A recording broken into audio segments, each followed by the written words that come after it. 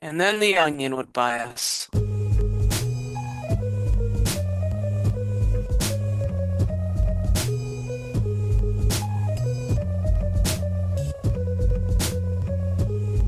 Hello, fellow netizens, and welcome to Scandalous Games, the show where we take a closer look at video game-related controversies. I'm Kevin Impellizeri, and I do the research and share a story of a video game-related controversy to my friends. I'm Phil, and you might as well consider me a video game newbie. I'm Elford Stephens, a long-time video game lover. I'm Kate, and I've been writing software for over 10 years, but not the fun kind. All right, here we are finally at the thrilling conclusion, the end of our deep dive into the history of college sports video games and why it took so long for us to get a new college football video game in EA Sports College Football 25. So last time we talked about the PR, the legal, and the political backlash that was raising up against college athletics with concerns about things like their safety and the ways that they were treating athletes and whether or not athletes should, for example, receive compensation aside from coming a couple $1,000s short of a free education. And in the midst of a bunch of mounting legal battles in 2013, the NCAA announced that they would be getting out of the college sports video game business. And while there was initially some interest from Electronic Arts and member schools of the Collegiate Licensing Company to continue making college sports video games, particularly college football games, eventually, with all of the legal troubles going on, EA clearly thought eventually it was more worthwhile to just kind of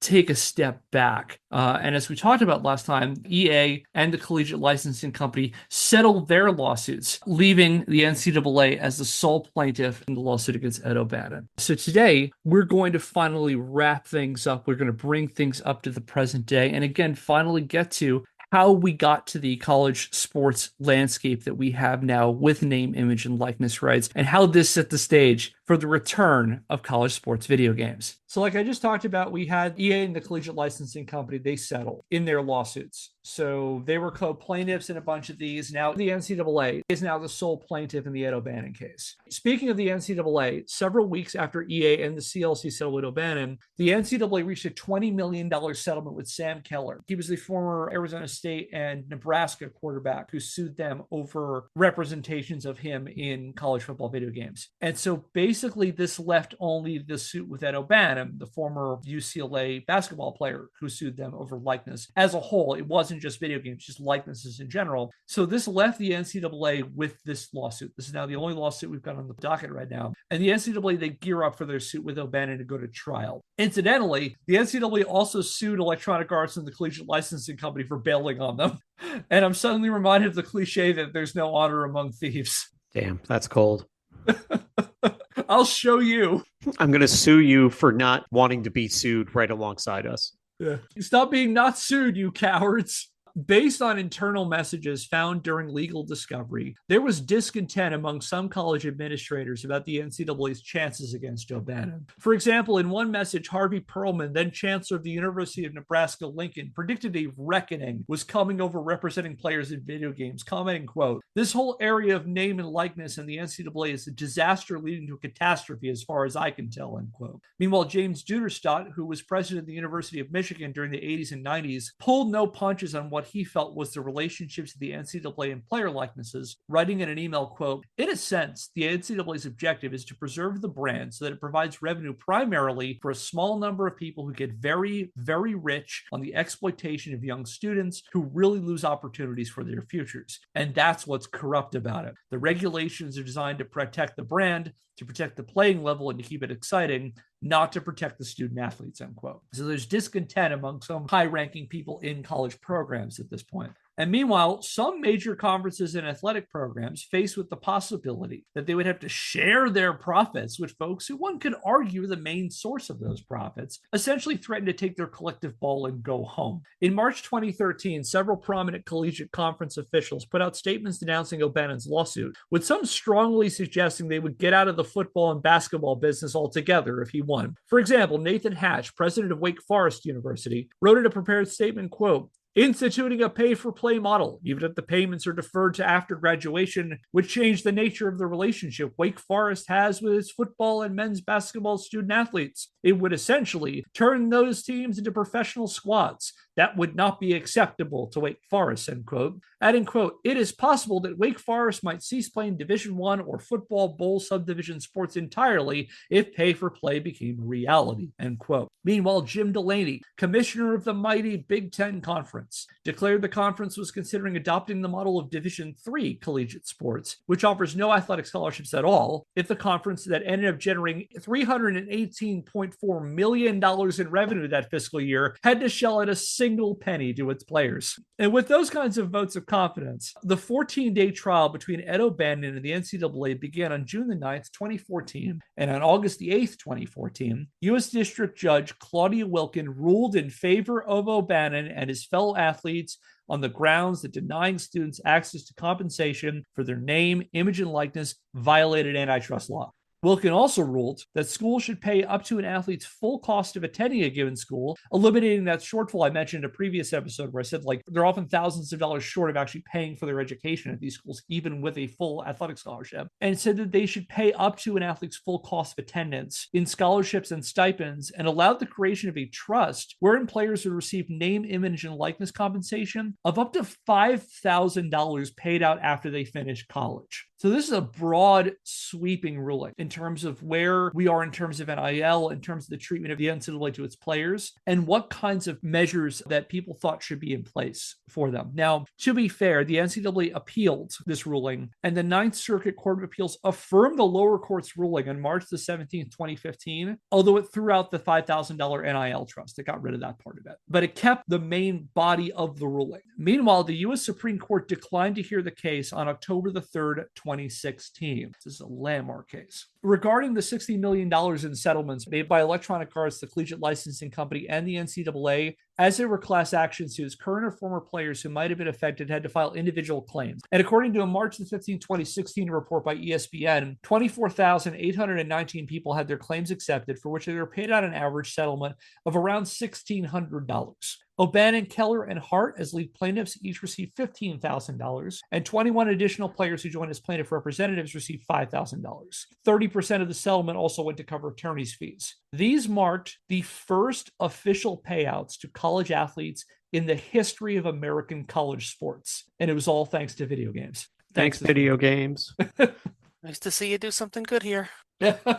Who says video games don't get you anything, you know? Now, the O'Bannon lawsuit, by the time it reached the trial and appeal phases, did not involve monetary damage. They were not asking for compensation in the O'Bannon case by this point. However, the ruling did open the door to more direct challenges of the amateur athletic model that had been the bedrock of college sports for so long, adding an important tool in current and former players' arsenal against the NCAA: legal precedent. Over the next decade, other court battles, as well as waves of new legislation, effectively shattered the facade of amateurism the NCAA and its schools had clung onto for so long, and opened the door for college players to get something for their work. For example, on September the 30th, 2019, California Governor Gavin Newsom signed into law the Fair Pay to Play Act, which granted college athletes the right to set up NIL deals and allowed them to hire agents to help negotiate those deals. Newsom signed the bill on LeBron James's HBO show The Shop uninterrupted, accompanied by Ed O'Bannon. O'Bannon was there when they signed this into law. The bill made California the first U.S. state to codify NIL protections for college athletes,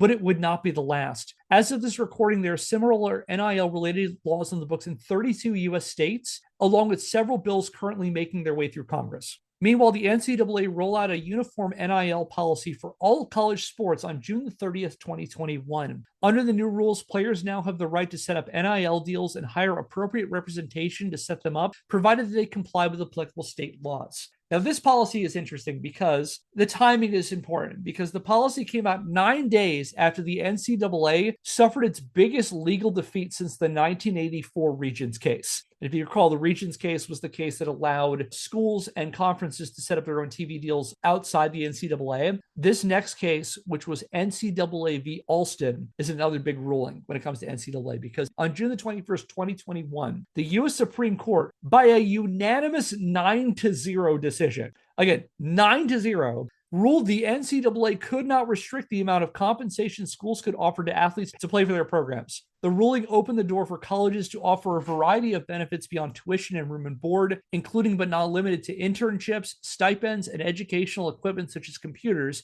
to athletes to entice them to play for their schools. As an aside, given the current state of affairs, a 9-0 Supreme Court decision is stunning in the best of circumstances. And if you're the NCAA, you know you done fucked up when you get the Roberts Court to rule in favor of people over corporations. How bad do you have to do that for the Roberts Court to acknowledge people as people?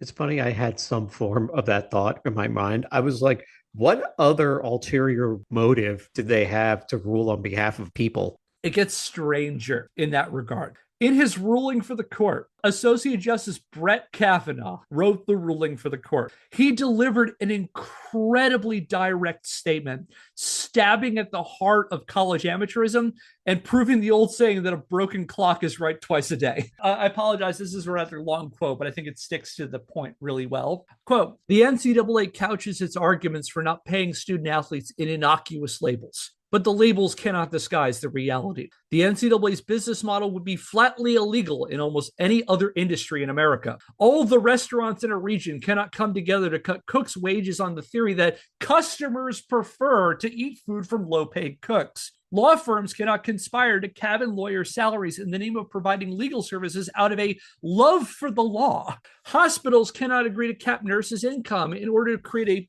purer form of helping the sick. News organizations cannot join forces to curtail pay to reporters to preserve a tradition of public-minded journalism. Movie studios cannot collude to slash benefits to camera crews to kindle a spirit of amateurism in Hollywood. Price-fixing labor is price-fixing labor, and price-fixing labor is ordinarily a textbook antitrust problem because it extinguishes the free market in which individuals can otherwise gain fair compensation for their work. Businesses like the NCAA cannot avoid the consequence of price-fixing labor by incorporating price-fixed labor into the definition of their product. Or to put it in more doctrinal terms, a monopsony, which is, as an aside, defined as a market situation in which there's only one buyer, a monopsony cannot launder its price fixing of labor by calling it product definition. The bottom line is that the NCAA and its member colleges are suppressing the pay of student athletes who collectively generate billions of dollars in revenues for colleges every year. Those enormous sums of money flow to seemingly everyone except the student athletes.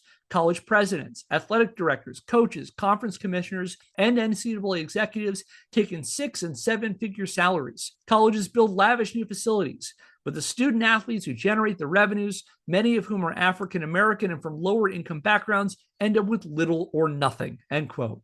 Phil, did you want to jump in? So those are great talking points, but the cynic in me is just like, I know that's the argument to make. That's like the public facing thing to say. But I feel like whatever reason they actually decided to rule on behalf of the players is from some other ulterior motive.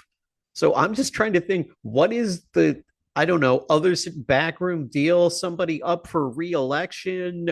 Somebody wants to not get sued. The government wants to make money or generate more tax revenue off of taxing the players. I'm just trying to figure out what is the other sinister ulterior motive for ruling on behalf of the players. Philip Thomas, are you insinuating that the United States Supreme Court does not have the interests of people in mind? No, I think I said that outright.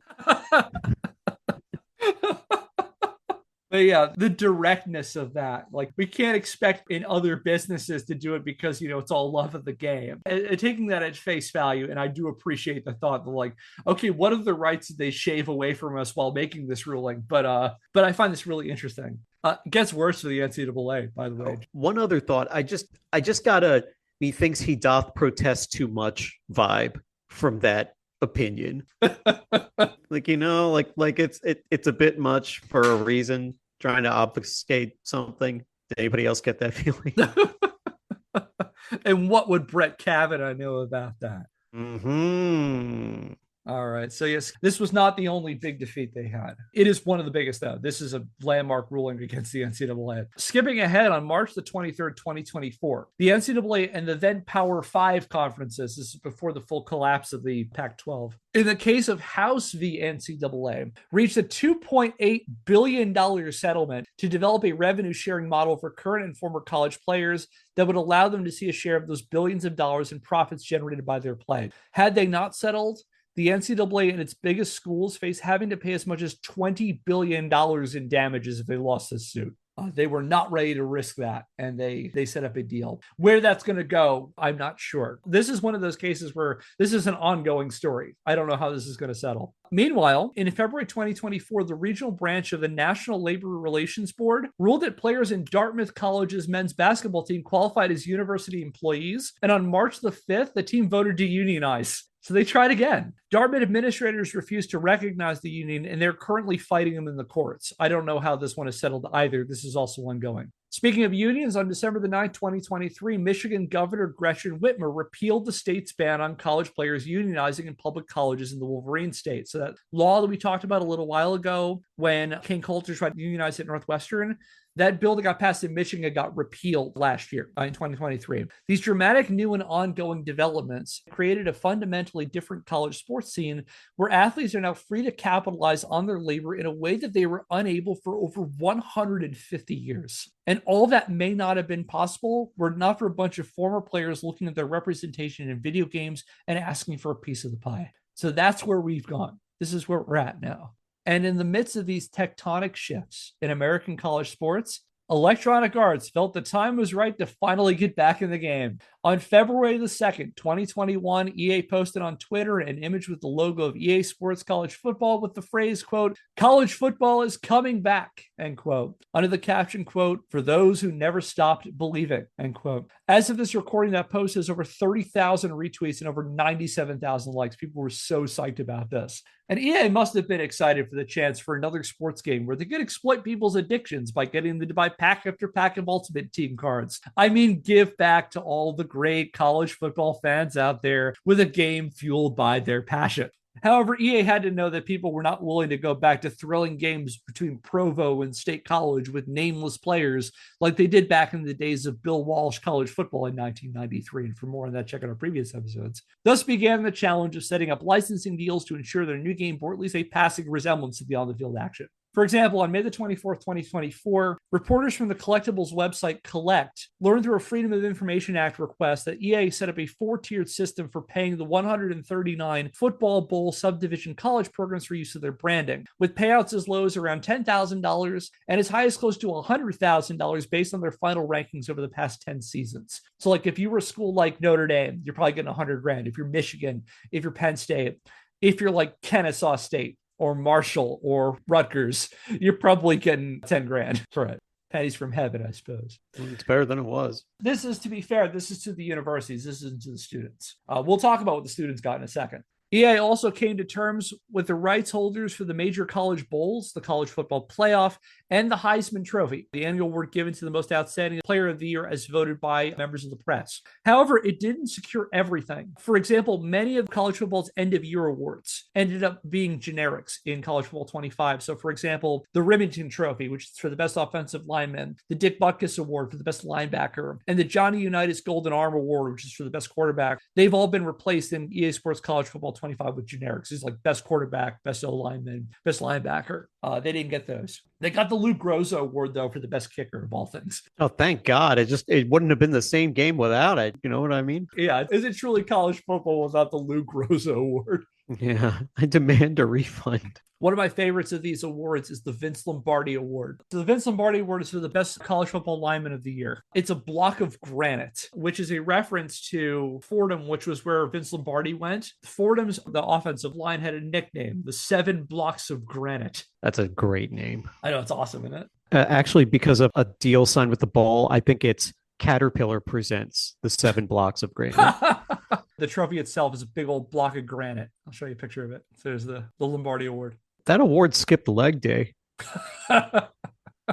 My favorite award will always be, in the 1920s, there was an NFL team called the Pottsville Maroons. They were based in Pennsylvania. And I want to say in 1925 were the best team in what was then the very, very early NFL. They technically won an NFL championship. However, they got their NFL championship revoked because they ended up playing an exhibition game against Notre Dame. And so the NFL revoked their title because they had to play specifically against league teams. And so the city of Pottsville in Pennsylvania gave them an award. The Pottsville is old coal country, so they made them a football made of solid anthracite coal. It's in the Pro Football Hall of Fame in Canton now. Wow. It's really cool looking. There she is. It bears a label that says the 1925 Pottsville Maroons were not awarded a trophy by the NFL, so they made their own. This football was sculpted from a single chunk of anthracite coal mined near Pottsville. The surviving members of the team presented this trophy to the Pro Football Hall of Fame in 1964. Pottsville's where the Yingling Brewery is, right?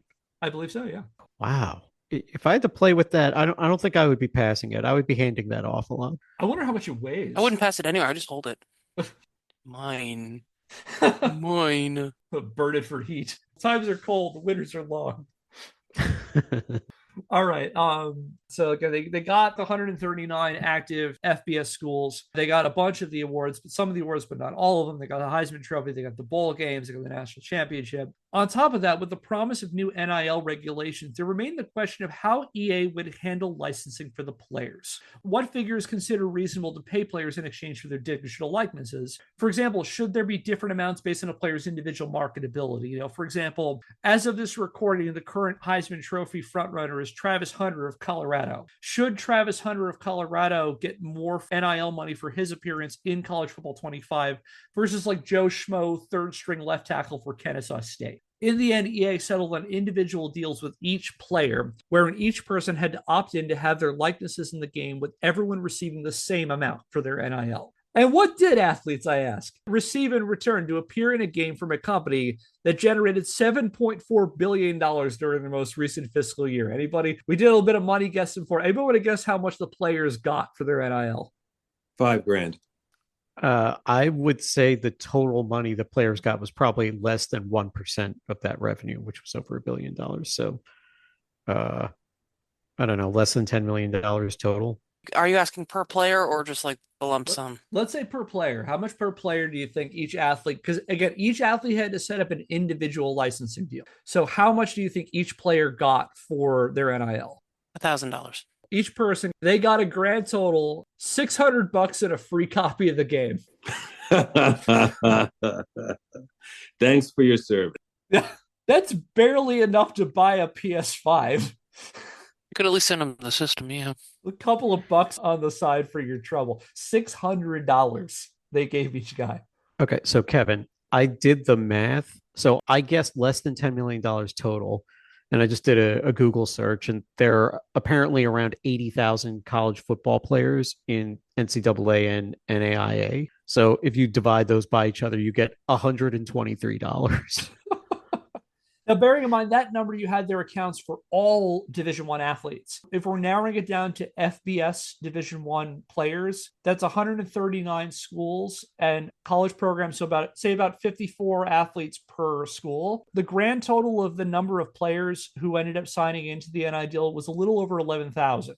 So about 12,000 players opted in. The number is hard because the number was a certain number before the game came out, and they just put it on an update not too longer where a couple more guys opted in. So, like, for example, Arch Manning, who plays for Texas, for a while did not opt in, and then in one of the more recent updates, he did. Okay. And $600. And this number, I followed a lot of the online discourse over College Football 25, particularly on a couple of the college football subreddits, such as the dedicated EA Sports College Football 25 subreddit, the NCAA Football Series subreddit, the College Football subreddit. And fans, I'm not saying the athletes, were kind of divided over this number. Some people thought it was better than nothing. It was good to see them getting something. And other people thought this was almost like being paid nothing. That number was so insultingly low as to continue to be exploitative. Those are kind of the two big talking points in terms of this dollar figure. This is $600 and a free copy of the game, which has an estimated retail price of $70. So $670. Assume you resold it at GameStop, though, you'd probably get about $30 for it, $35. What if it was signed by a player? Do you think that would increase the deal? I suppose it could. Then the athlete could then sell that free copy of the game to somebody. It would be predicated on the fact that, like, if you want that person's autograph and are willing to pay for it. Wait, what's that kicker award? Oh, the Groza Award, Lou Groza Award. Okay, so how much would you pay for a copy that was signed by the current winner of the Lou Groza Award? $75? I didn't look at who is the Lou Groza Award winner. I bet Jake Elliott won it at some point. Let's see. All right, Thrills Kevin Googles us in real time. Lou Groza Award. The most recent Lou Groza Award winner was Graham Nicholson of Miami of Ohio, who won it in 2023. Graham Nicholson currently plays for Alabama. He transferred. He must be good. He played 14 games in 2023. He went 27 of 28, including one kick over 50 yards. It was a 52-yard kick. He made 35 of 37 extra points, which I don't want to diminish his accomplishments. Doesn't sound that impressive. So, not good for him. I'm not going to diminish Graham Nicholson's accomplishment. And you could. Graham Nicholson is currently in College Football 25. You could get him to sign a copy and sell it. Yeah, come on, Kev. Whose side are you on, huh? So yeah, I mean, whatever your view on how much they're getting, the game that would eventually become EA Sports College Football 25 came out to a fundamentally different college football world than its 2013 predecessor. Like, there's no doubt about that. The players are getting something. You can actually see players in the game. You can play as them. You can play as Arch Manning. You can play as Travis Hunter. You can play as Kyle Monunga. You can play as these players. You can have them transfer to your teams. And so it does, I think, in some ways significantly reshape the way people experience those games, those players, the sport. So that is something. I'm not going to say things are great right now, but in some respects, they're better than they were. Going back to the number about how much people are getting per, or how much this was paid out to, assuming that all roughly 11,000 Division I college football players opted in, which given later reports looks like most of them did, EA would end up paying out about $6.5 million for player NIL per an estimate from a February 22nd, 2014 Sports Illustrated article. Now, by comparison, in 2021, EA set up a deal with the NFL Players Association that paid out $500 million in player likeness rights. So if you need proof of the power of unions, there you go. And in preparation for this series, and the fact that I'm also clearly a massive simp for college football, I bought a copy of EA Sports College Football 25. I've put in about 80 hours into it, and it's all right. It took a while to get to that point. The base sliders were not great for me. I eventually played around enough with them because you can set the difficulty sliders for different parameters in the game. And eventually I found a point where I was having fun. I did a online dynasty because it's the only way you can use created teams, because you can create and upload your own teams. And there's a variety of different schools. People brought in, for example, FCS schools. People brought in fictional schools. You can play, for example, as the South Central Louisiana State University Mud Dogs, which is the team from the movie The Waterboy. You can play as, people put their high schools in there. People put made up teams. I know I shared this with you, Phil. Someone made a Helldivers team. Yeah. Where the end zone logo is the reinforcement stratagem. Awesome. I believe they're called like Super Earth Tech. And it's a bunch of really cool Helldivers stuff. It's college football. It scratched the itch I was looking to get. So I ultimately had a good time. Although it's been kind of up and down to get it there. The game did not come out in a very polished state. I watched a lot of the fan discourse online, which went through waves of people being super jazzed that it was out because it had been so long since the game had come out, to people getting really frustrated and angry about all the bugs in the game. For example, there was one bug where they didn't have the actual FCS schools, football championship subdivision schools, so it made generic ones. But for some reason, their stats were skewed weird, so that if you simulated games with them, they would beat higher ranked teams consistently. You would see like FCS West beating like number 1 Alabama. And so people they couldn't sim their games because they would have these freak games where an FCS school whose rating is like 59 would like blow out an 85 ranked team. And one of my favorite update notes was when the first major update came out a couple weeks after the game came out. The guys who made the game at EA put a cheeky little line about changing the difficulty down so those FCS schools would not do that. And they mentioned something along the lines of they found out that those FCS schools were illegally hiring pros and they kicked them out.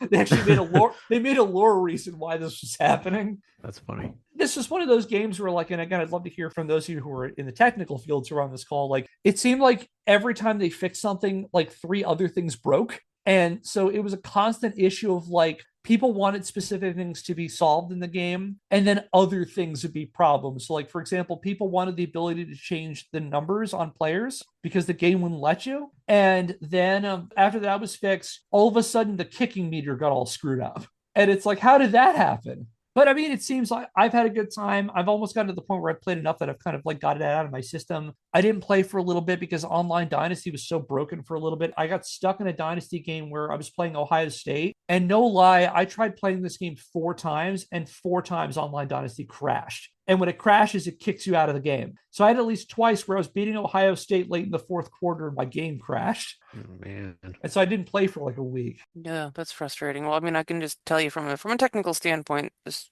it's a bit of a diversion, I guess, but that sort of thing where you fix one thing and something unrelated breaks or three other things break, it can be an indication of a code base that isn't well tested or is tested in a haphazard way, which can often happen when code has to be shipped in a hurry. So, in test-driven development, you're writing a batch of automated tests that you change code somewhere, you can run those tests, and those automated tests just run and they test everything in the code. They run through everything that a human might test, but all over the code. So things that you as a human might not think to test when you're introducing a new piece of code and can therefore detect like, oh wait, I made a change over here and that's going to break that thing. So let me fix that. And now I understand better why that thing is reliant on this other thing.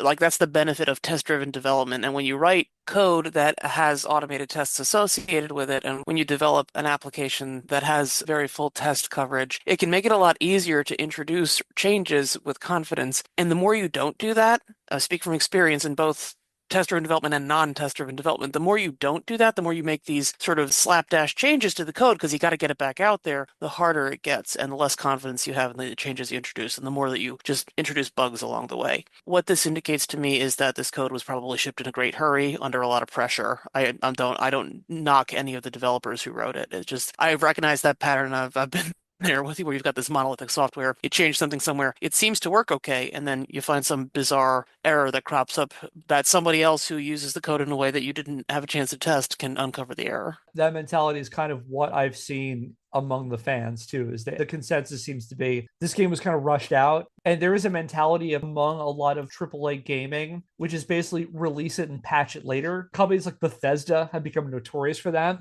Although Bethesda is even worse, where it's like, we'll not only have a game that comes out and needs to be patched, but a lot of the issues we'll leave it to the fans to mod themselves to fix it. Phil, do you want to jump in? Question. Will it be a topic we cover at some point that every game nowadays seems like it's rushed out with a million bugs? I'm actually thinking of something like that. My thought is we're going to do an end of the year kind of rundown of like some of the controversies that have happened over the past year. And one of them is going to focus on the economics of gaming and how that kind of stuff happens. All right. So yeah, people are glad it's here. People are glad that they can make them again. And it's kind of funny, like the minute that this game came out, people were already saying what they wanted in the next one in College Football 26 when that comes out. So we'll see how that goes. But again, I don't regret most of my time there. I'm having a good time. Recruiting is actually pretty fun. I like the recruiting mechanics in this game. I like it a little better than 14. 14 was a lot about you just have a set of recruiting points and you pick a recruit and you just put all those points into it and you try to hold on to them for the rest of the season as other schools compete for them. This one, you have to identify like what things they like, what things they want to come for. So it could be for playing style. It could be for location, like proximity to home. It could be for coach prestige. It could be for conference prestige. And a lot of the mini game that is recruiting is trying to figure out what are the things they want and then putting points into that and then having to deal with other schools trying to take them from you. So it's kind of like a fun mini game in itself. And there are some people, all they do is they do recruiting and they sim the games because they think that's the fun of it, is seeing how the program is built based on your recruiting. I enjoy recruiting this game. I think they did a lot of good work on it.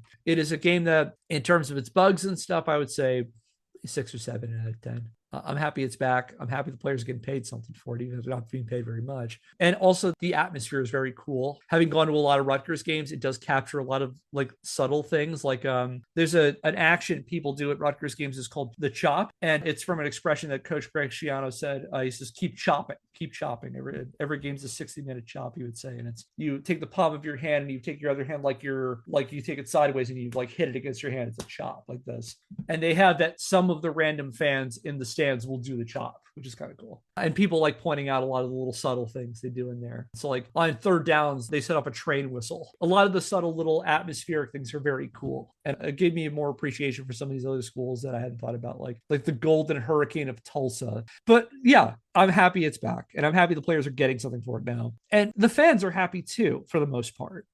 fans are going to complain. That's what gamers do. What's interesting, in the intervening years since the end of college sports, both of college basketball and college football, some intrepid fans took it upon themselves to keep the home field and home court fires burning as they held out hope for new entries in the series. And the later titles in the NCAA football and NCAA basketball series became sought after collector's items. With NCAA football 14, that last game of the NCAA series, NCAA football series, it at one point attracted prices in the triple digits online. Although what's interesting now is, like, at one point it was going for like $70 to $150 online. With college football 25, its value has dropped out. It goes for about $30 to $40 now, last I checked, because it's no longer the last game in the series. I know I have to rely on it for the most recent game. What's also really cool, though, is there have been, over the last decade or so, dedicated modder communities who put out regular roster updates. They put uniform updates. They add new schools, and they patch the games so that they can put them in and play like a modern version on the older games. So, like, for example, the most popular mods in the football gaming scene are NCAA Next and College Football Revamped. Those are mods for NCAA Football 06 and NCAA Football 14, respectively. College Football Revamped is pretty fun, and it was all the stuff was put in by fans. They changed the visual display. They added a couple of new schools. They update the uniforms and the rosters every year. Like, it was kind of cool, the dedication people had for this.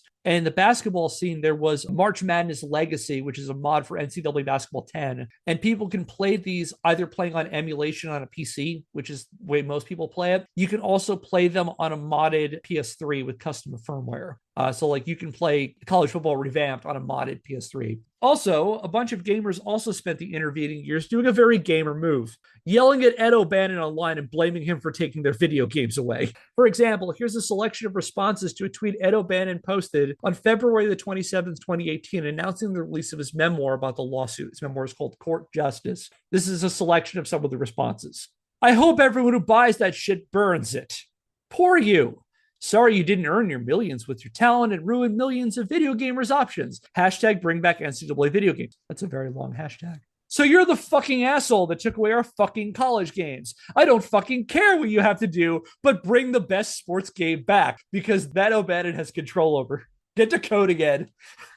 Ouch. And finally, the last one I'm going to include, but there were many. There were a lot I could have picked from. As I'm watching the first night of college football, I sit back and remember how you went out of your way to ruin a great game and took something away from the fans. Thanks again, angry emoji. Interestingly, Ryan Hart, who is also on X, although he hasn't posted in a few years, but as far as I can tell, for some strange reason, his feed is not filled with dudes mad he took their video game away. And I wonder what people see as the difference between him and Ed O'Bannon. What could it be? I don't have the complexion to figure out why that is. Also, interestingly, in some of the vitriol directed at O'Bannon online, some people complained how unfair it was that he got to go to UCLA for free. And again, as we've already covered, that so-called free ride D1 athletes get is not really that much of a free ride, as we've covered. And people thought this was kind of unfair, that he could go to school for free while the rest of us took on massive student loan debt to get to our degrees. Take, for example, this one poster who almost inadvertently radicalized themselves, getting right up to the cusp of the realization that maybe athletes should be paid and college should be more affordable or even free. But they kind of, pardon the phrase, they fumbled the ball on the 1 yard line. Here's what they said, quote, "So Ed, are you proposing to pay all students who go to college or just the athletic ones?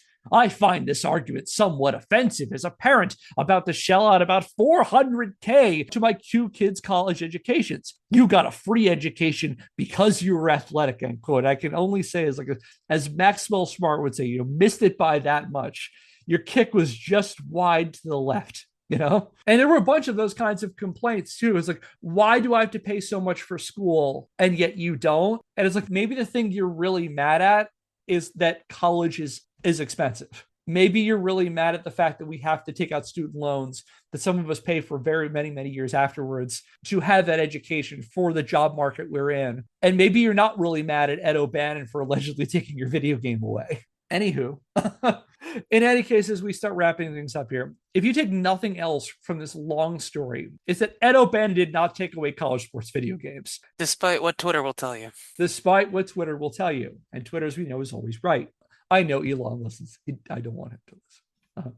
Why not? Maybe he'll buy the podcast and turn it into something stupid. Oh God.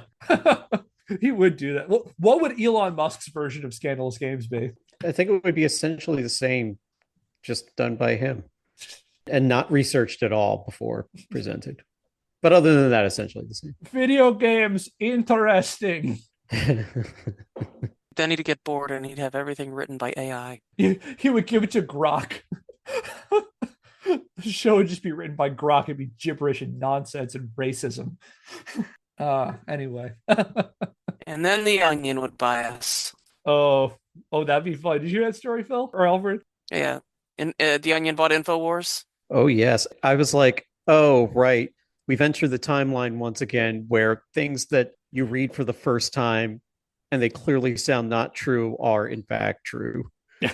I didn't hear the story. So do you know InfoWars? It's Alex Jones's platform, the grifter who claims that Sandy Hook was a hoax. Yeah, and then the Sandy Hook victims sued him for about $1 billion, and it bankrupted him. And the court was going to sell his media empire off to pay his debts and compensate the Sandy Hook victims. And there was a lot of discussion over who was going to buy it. And The Onion, the comedy website, The Onion, in a massive bit of incredible trolling, bought it. I'm gonna have to look that one up. What do you think they're going to do with it? They've actually said what they're going to do. They're going to turn it into basically a parody of what Alex Jones was doing for real and turn it into a parody of like right-wing outrage grifters. Oh my God, that's like a honey trap. That's devious. If you haven't, read the statement that they put out about them buying InfoWars. It's very funny. So yeah, if you take nothing else from this long series we've done on this, is that Ed O'Bannon didn't take away college sports video games, nor did Ryan Hart, Sam Keller, Ken Coulter, Ramogi Huma, or any of the other current or former players who challenged the collegiate system. By all accounts, the players were interested in a future college games, and so was EA, who ended up losing the most from the end of a lucrative long-running video game franchise. In fact, it's not unprecedented for game companies to stake out deals with players and cut out the leagues entirely. We talked about this in our last episode. You brought this up, Phil. For example, in 1991, Tecmo released Tecmo Super Bowl for the NES, which came out with an NFL Players Association license, but no league licensing or NFL teams, all the while introducing a generation of gamers to the legendary force that was Bo Jackson. Right up there with John Dowd as one of the greatest video game athletes ever. Bo Jackson at Tecmo Super Bowl. Those of a certain age, you know. A year after this, Sega put out MLB PA Sports Talk Baseball, which had real Major League Baseball players on generic teams. Even EA has a history of this. In 1997, Electronic Arts released Madden Football 64 for the Nintendo 64. And like Tecmo Super Bowl, the game had an NFLPA license, but no NFL license, giving players the exciting opportunity to see Ty Detmer in Philadelphia battle Stan Humphries in San Diego for the Madden Bowl. Kids ask your parents from some very obscure football references. Awesome. That's also a deep cut for all of our listener. Yeah. Yeah, but so it had all these players in it, but it didn't have the actual team. So they had generic ones. So all that's to say, we could have had theoretically a game where you pit Cyber Michael Penix Jr. and the Evergreen State Doggies against Cyber JJ McCarthy against the Michigan Small Carnivorous Mammals with a totally legally distinct from the College Football National Championship college title. However, were I to speculate, I imagine EA and college sports programs, out of fear of additional litigation or possible sanctions for the NCAA, were waiting to see how the association's various legal battles shook out before they stuck out their necks at a new college sports game. Therefore, I would argue that the reason we haven't had a college sports video game for 11 years is the same reason we had a steady supply of college sports video games for 20 years before that. The entire college sports system was built on monetizing football and basketball to the tune of billions of dollars in TV and licensing deals, while simultaneously paying players in nothing but affirmations of the amateur love of the game and a few $1,000s short of a free education. The NCAA and its schools got away with a model that created millionaire coaches at the top and players who didn't even get enough financially to attend the schools they were playing at the bottom. And the NCAA fought tooth and nail to keep that system in place, regardless of the impact of that system on its players. When players started challenging the way the NCAA and its schools were using their names, images, and likenesses in stuff like video games, these institutions dug in their heels to maintain the system at all costs, and would, faced with the possibility of having to give up some of their billions of dollars in profits, decided nobody getting anything was more desirable than everyone getting something. We didn't lose college sports video games to players like Ed O'Bannon. We lost college sports video games to corporate greed. And what brought them back was the development of a new college football world that came about thanks to players who saw the value of their work and risked their very careers and livelihoods to push for change. If you take anything, that is the overall thesis statement of this series. As O'Bannon noted in his memoir, Court Justice, if you're going to blame anybody for taking away your college football video games, blame the NCAA. Writing, quote, "My lawsuit hasn't stopped EA from publishing college sports video games. EA is simply afraid of the NCAA, which could decide not to allow the licensing of any team and university intellectual property. If the NCAA told EA it could pay college athletes without retribution by the NCAA, we would see these college games. It's really that simple," end quote. He went on to say that many current and former players were just as eager as anyone else to see the games come back and held out hope that they would, provided the makers gave athletes a seat at the table, saying, quote, "To be honest, the one disappointment I have from the lawsuit is that EA hasn't had the courage to say, to hell with the NCAA. EA has basically let the NCAA tell them what to do, and now consumers are being denied games that they clearly want. EA should reach out and negotiate a group license with players. We're more than willing, EA. It wouldn't cost you a lot either, I can assure you. Most players would love to be in the video games. All they want is a small amount of money to show they count. It's really about respect." End quote. And wrapping up our story, I feel like we've hit a scenario in college sports where everyone involved appears to have won. College football gamers got their first new video game in 11 years, warts and all. EA gets another revenue stream. And just as important, the players are finally starting to get something for their play. And think about like the fact that we see college athletes endorsing things more. We see their face, we see their names a lot more now. And while they aren't directly paid for their on-the-field performance, they finally get the same opportunity allotted to everyone else involved in the college sports atmosphere. The chance to make money on their play. Schools now have to be ready to pay for their full cost of education. And while the season is still going and we won't have the revenue reports for at least a few months, I'm going to go out on a limb and say that the prospect of having to give the players something instead of nothing will not kill college sports any more than the popularization of television did during the mid to late 20th century. If anything, the brand will continue to expand. I think you'll see more people interested in college sports and college sports video games by turn. I also noticed that none of those schools or conferences follow through on their threats to abandon big money sports rather than allow players to get fair compensation. I noticed that the Big Ten is still playing football. And in all, I would say that while there are still tons of issues with college sports, it's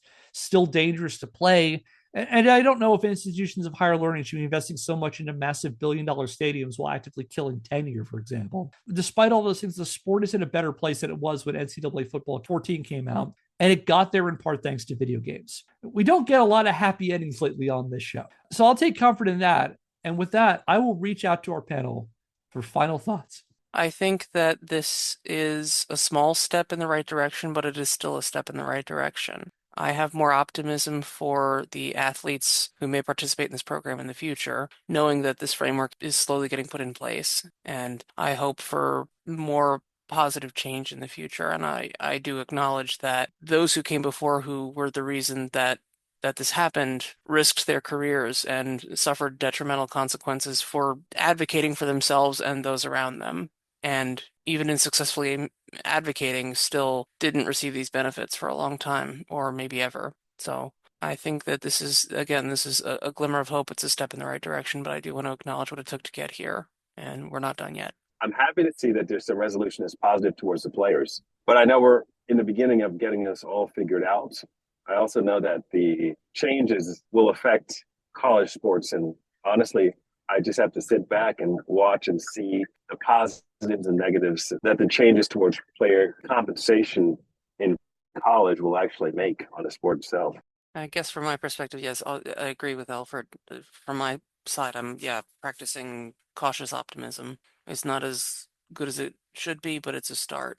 I didn't think I could come away from this thinking of the schools or the NCAA even worse than I did before we started. But now that you've broken down like them putting their bodies on the line for the game and not necessarily being covered by healthcare and the potential to develop CTE. So like they're putting their brains on the line and they're also putting their name, image, and likeness on the like their personhood, like the rights to their own appearance and names. So in that way, there is like a facet of slavery here. Like it's not slavery, but you're taking away so much of a person's like ability to be autonomous that it's really infuriating.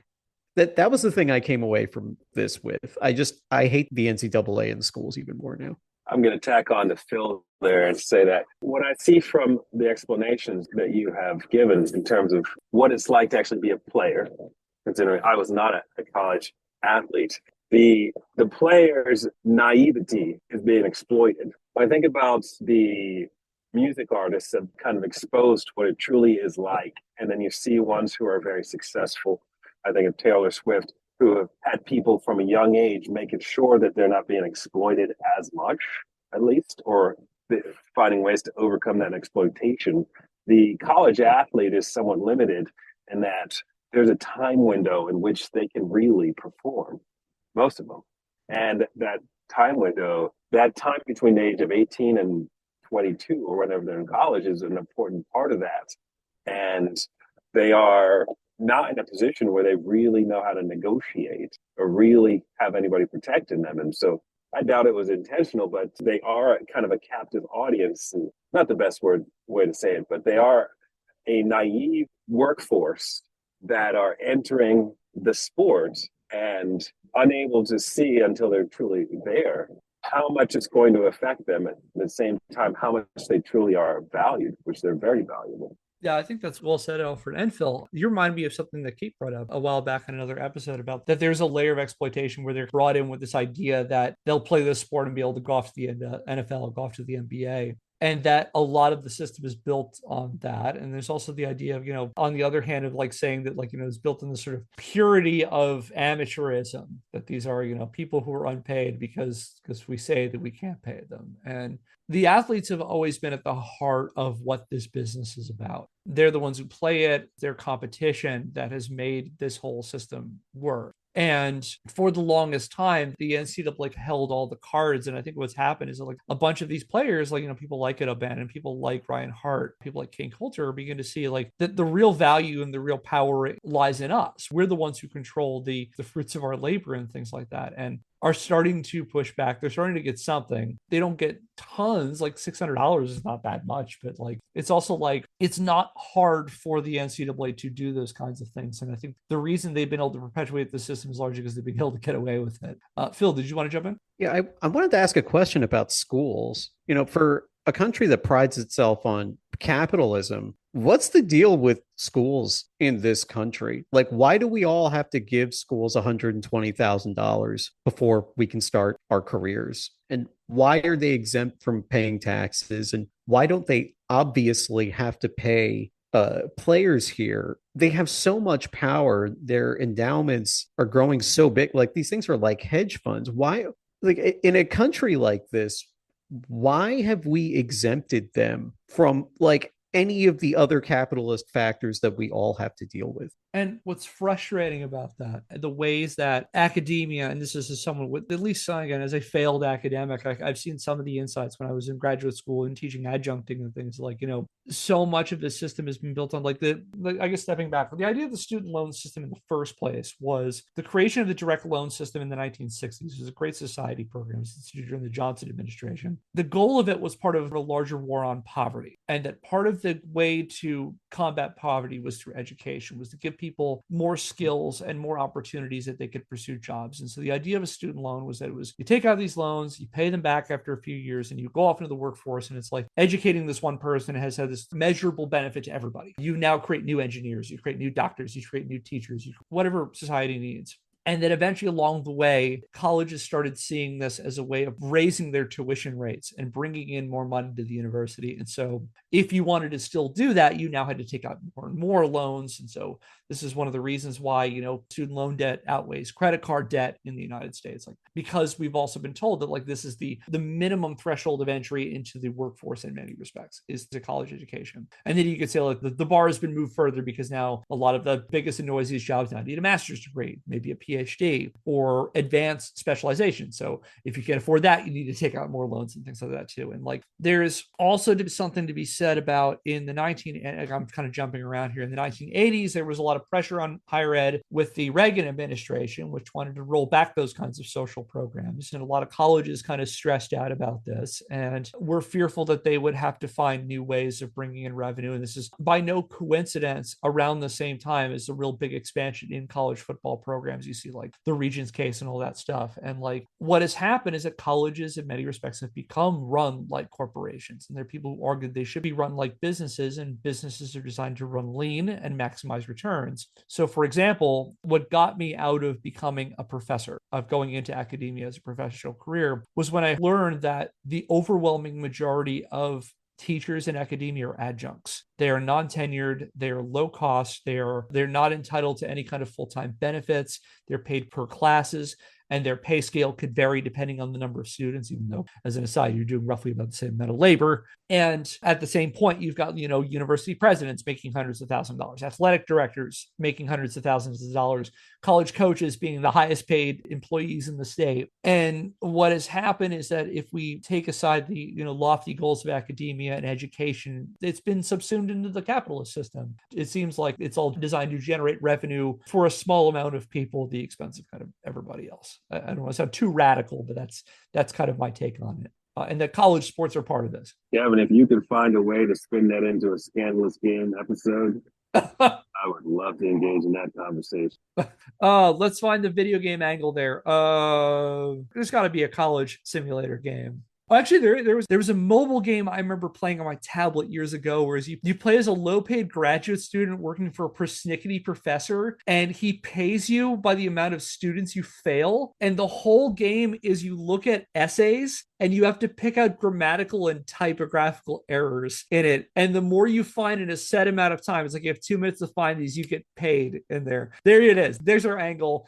I will look to find this game. I will put in the notes what it is. And that's how Scandalous Games, the video game podcast, will tackle the American higher education system. I love it. We'll start a Patreon because we are not immune to capitalism either. We'll start a Patreon and see if a patron wants to sponsor that. Kate has very graciously put the game in. This is a different game. University Tycoon, the college management simulator. I don't know if it fits the criteria. It looks like a spreadsheet. Came out in August. Brand new game. I kind of want to play it. Is it early access? There's like no reviews for this game. I didn't mean to derail. I'm sorry. No, it's okay. I'll look it up. I may boot up my old iPad to see if I can find it. But hey there, fellow netizens. This is Kevin in the editor's chair with a brief addendum to this part here. I promised I'd look into this game, and I found it. So the game I was thinking of was called, very simply, The Grading Game, which is put together by Mode of Expression, aka Mode of X. It was a mobile version of a game they had originally created in 2012 called, very simply, First Person Tutor, which I played a bunch of the tablet version. Unfortunately, it's no longer available on the App Store. However, the original Flash game First Person Tutor has been preserved through the Flashpoint database, which is an archive of Flash games, and I'll include a link in the description. Anyway, back to the show. So yeah, we've wrapped up another long series. My hope is that we'll do a couple of shorter ones as I'm prepping for another relatively large deep dive, kind of bring us back to our roots in like one topic in a month. Kate has graciously agreed to work on a topic for us that we're hoping to record. That should be fun. That's exciting. Yeah. And that will do it for today's episode of Scandalous Games. If you like what we're doing and want to help the show, subscribe or follow us wherever you get your podcasts and leave us a rating. If you want to learn more, check out our website, scandalousgamespodcast.wordpress.com, where I publish the show notes and the sources for every episode. Our theme music is Occam Seek Me by Seek Knowledge via the Free Music Archive, used under a CC BY NCSA 3.0 US license. If you have a question, comment, or idea for a topic for a future episode, email us at scandalousgamespodcast@gmail.com. And until next time, I'm Kevin Impellizeri. I'm Phil. I'm Elford Stephens. I'm Kate. Thanks for listening. We'll see you next Scandal. Subscribe to Fat Roll Gaming on YouTube and listen. So we were talking about Beast Wars wherever you get your podcasts.